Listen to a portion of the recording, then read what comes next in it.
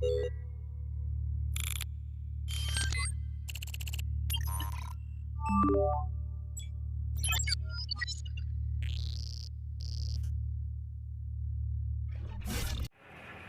mga kapinay, meron na naman tayo ditong Lenovo laptop. Ang kanyang model ay G470. Ayan, G470 po, Lenovo. Ayan. So, ang problema nito mga kapinay, nabuhusan daw po siya ng tubig at nagka-problema yun sa keyboard. Nagka-problema yun sa keyboard niya,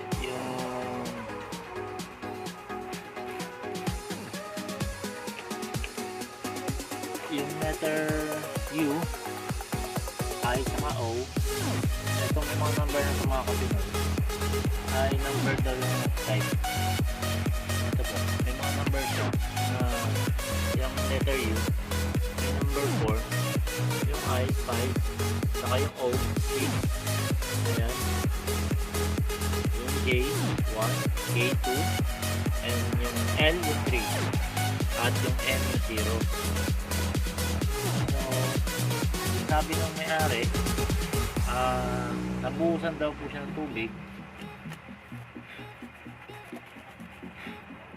kaya daw siguro nagloko yung keyboard.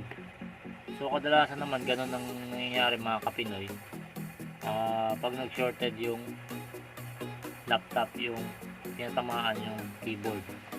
So dito sa laptop na ito mga kapinoy, subukan natin i-off. Pakita ko po sa inyo.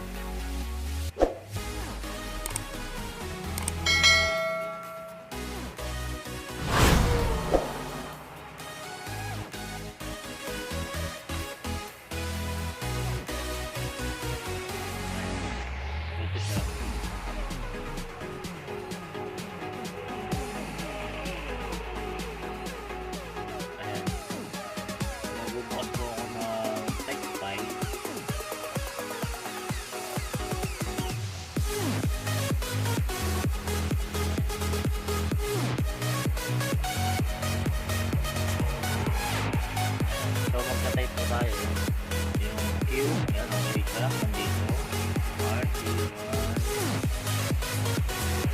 ayan, sa U, number 2 siya, yan po, number 4.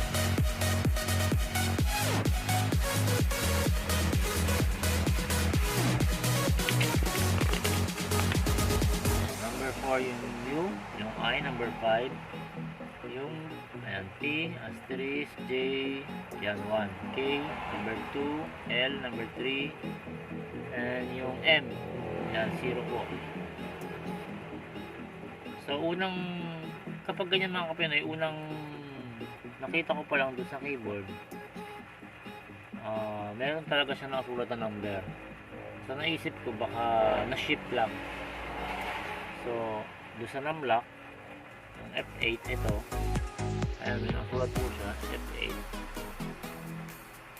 Ayan. Pwede natin, yung iba pinipindot lang po yan, pwede nyo lang. Pinutin nyo lang isang beses, tapos type time. So number pa rin po siya. Try po ulit natin isang beses. Ayan, number pa rin po siya.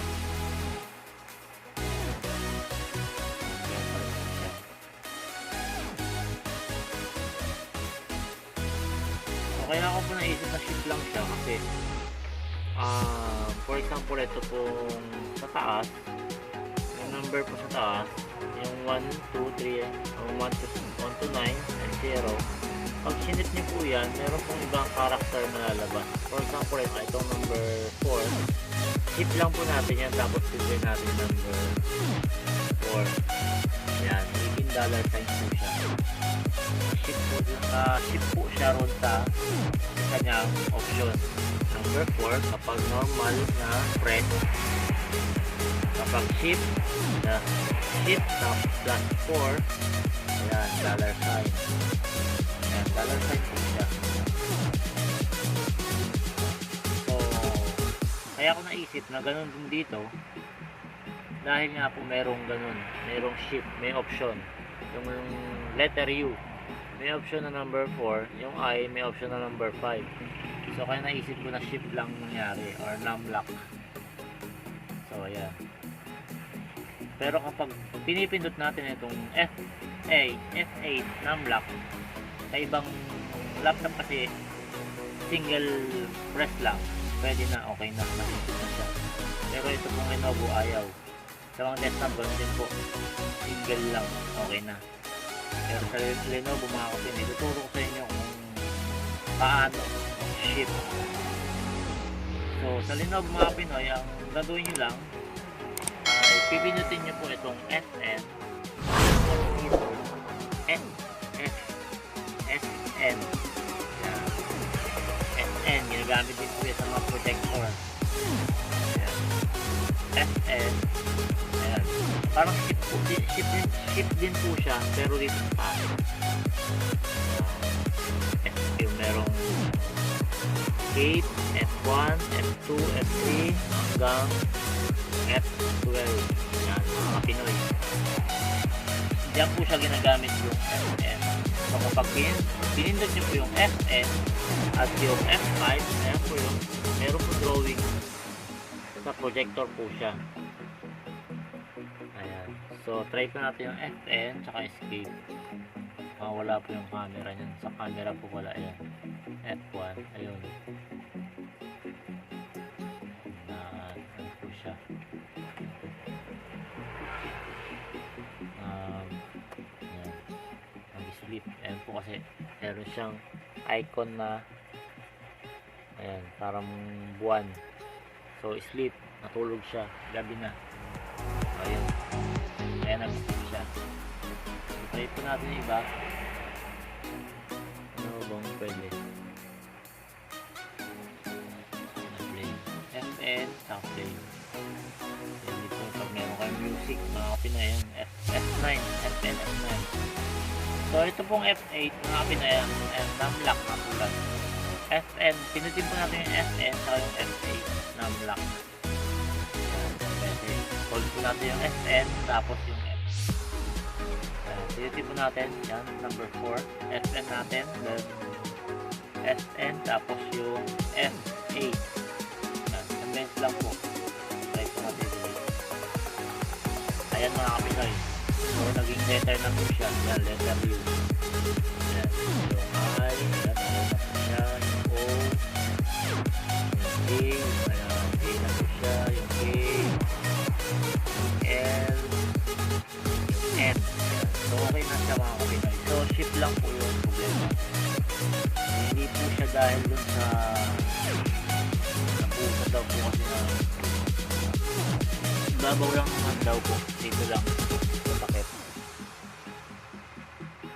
Ayan. So okay naman siya. So yun lang po yung problema niya mga Kapinoy.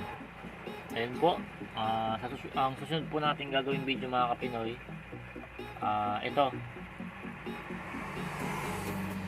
Ito po, genuine, ayan po siya, kapag meron po siyang activate Windows na watermark, gagawa po ako ng panibagong video po yan mga Kapinoy. So sa ngayon, hanggang dito na lang po muna tayo mga Kapinoy. Sana po ay nakatulong po itong aking video sa mga ganitong problema, may problema sa mga ganitong model ng laptop Lenovo, accidentally na siguro napindot po ng bata yun, kaya nag-shift yung sa keyboard, kaya akala nyo mayari ay dahil dun sa nabuusan siya ng video. So yun po mga Pinoy, sana po ay nakatulong po itong aking video, at kung bago ka lang po sa aking channel ay huwag niyo pong kalimutan na i-like at share itong video, i-click na rin po ninyo ang subscribe button at yung ating notification bell mga Kapinoy, para po lagi po kayong updated sa mga darating na ating video. So hanggang dito lang po tayo mga Kapinoy. Maraming salamat po.